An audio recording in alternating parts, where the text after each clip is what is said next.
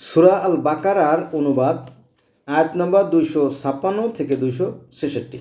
চলো শুরু করি। সূরা আল বাকারা আয়াত নম্বর 256। এখানে বলা হয়েছে, ধর্মে কোনো জোর জবরদস্তি নেই।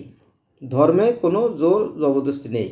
নিশ্চয়ই সুপথ প্রকাশ্যভাবে কুপথ থেকে পৃথক হয়েছে। সুতরাং যে তাগুতকে অস্বীকার করবে ও আল্লাহকে বিশ্বাস করবে, সে এমন এক শক্ত হাতল ধরবে যা কখনোই ভাঙবে না। আল্লাহ সর্বশ্রোতা, জ্ঞানময়। সূরা আল বাকারা আয়াত নম্বর 257। আল্লাহ ঈমানদারদের অভিভাবক। আল্লাহ ঈমানদারদের অভিভাবক। তিনি তাদেরকে অন্ধকার থেকে আলোতে নিয়ে যান, আর যারা সত্য প্রত্যাখ্যান করে বিভ্রান্তকারী তাদের অভিভাবক। এরা তাদের আলো থেকে অন্ধকারে নিয়ে যায়। ওরাই দোজখবাসী, ওখানে তারা চিরকাল থাকবে। সূরা আল বাকারা আয়াত নম্বর 258। তুমি তাকে কি জানো? প্রশ্নবোধক চিহ্ন। যে ইব্রাহিমের সাথে তার রব সম্পর্কে বিতর্কে লিপ্ত হয়েছিল, যেহেতু আল্লাহ তাকে রাজত্ব দিয়েছিলেন। যখন ইব্রাহিম বলল, তিনি আমার রব, যিনি জীবন দেন ও মৃত্যু ঘটান, সে বলল, আমিও তো জীবন দেই ও মৃত্যু ঘটাই। ইব্রাহিম বলল, আল্লাহ সূর্যকে পূর্ব দিকে থেকে উদিত করান, তুমি তাকে পশ্চিম দিক থেকে উদয় করাও। তখন সে অর্থাৎ নমরুদ হতবুদ্ধ হয়ে গেল। আল্লাহ জালেমদের সুপথ দেখান না। সূরা আল বাকারা আয়াত নম্বর 259। যে ব্যক্তি এর কথা স্মরণ করো যে এমন এক নগরে উপনীত হয়েছিল যা ধ্বংসস্তূপে পরিণত হয়েছিল, সে বলল, মৃত্যুর পর আল্লাহ কীভাবে জীবিত করবেন?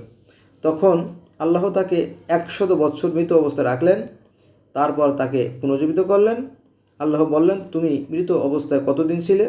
সে বলল, একদিন বা তার চেয়েও কিছু কম। আল্লাহ বললেন, 100 বছর ছিলে। তুমি খাদ্য পানীয় ও গাধাটির প্রতি লক্ষ্য করো, উহা অবিকৃত রয়েছে। আমরা তোমাকে মানব জাতির জন্য নিদর্শন করব।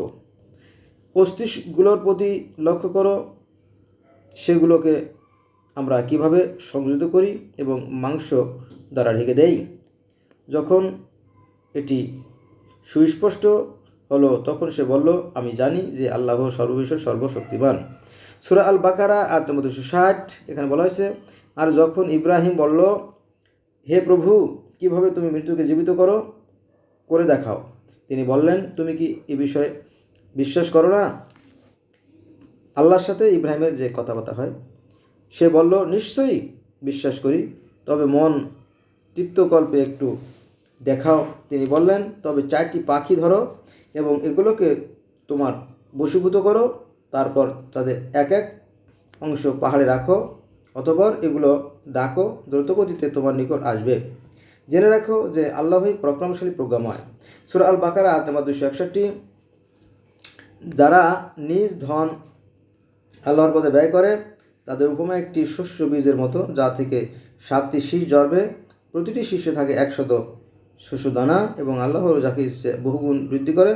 আল্লাহ প্রচুর্যময়, মহাজ্ঞানী। সূরা আল বাকারা আয়াত নম্বর 262। যারা আল্লাহর পথে আপন ধন ব্যয় করে এবং যা ব্যয় করে তার কথা বলে বেড়ায় না এবং কাউকে কষ্ট দেয় না, তাদের পুরস্কার তাদের রবের কাছে আছে।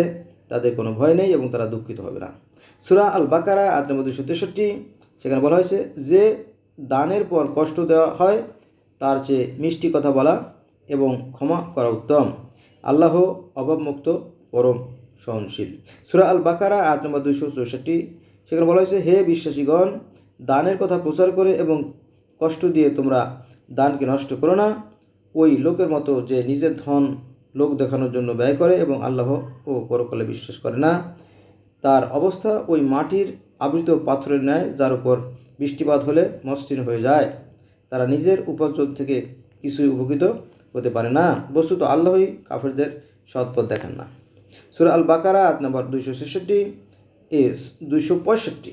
পক্ষান্তরে যারা আল্লাহর সন্তুষ্টির জন্য এবং নিজের হৃদয়কে শক্তিশালী করার জন্য তাদের ধন দান করে, তাদের তুলনা কোনো উঁচু ভূমিতে অবস্থিত একটি উদ্যান, যাতে মুষলধারে বৃষ্টি হলে ফলে তার ফল মূল দ্বিগুণ জন্মে। যদি মুষলধারে বৃষ্টি নাও হতো তবে শিশিরই যথেষ্ট। বস্তুত তোমরা যা করো আল্লাহ তার সম্যক দৃষ্টা। সূরা আল বাকারা আয়াত নম্বর 266। কেউ কি চায় যে তার খেজুর ও আঙ্গুরের একটি বাগান থাকুক, যার নিচ দিয়ে নদী প্রবাহিত এবং যাতে সকল প্রকার ফুল মূল আছে, আর সে ব্যক্তি বার্ধক্যমূলিত হলো, আর তার অসহায় দুর্বল সন্তান সন্ততি থেকে ওইটিকে এক অগ্নিঝরা ঘূর্ণিঝড় আক্রমণ করে উহা জ্বলে যায়। এভাবে আল্লাহ তার সকল নিদর্শন সুস্পষ্টভাবে প্রকাশ করে, যাতে তোমরা বুঝতে পারো। সূরা আল বাকারা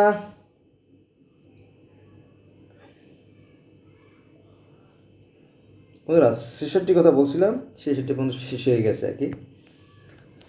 আজকে এই পর্যন্ত রইল। আল্লাহ হাফেজ।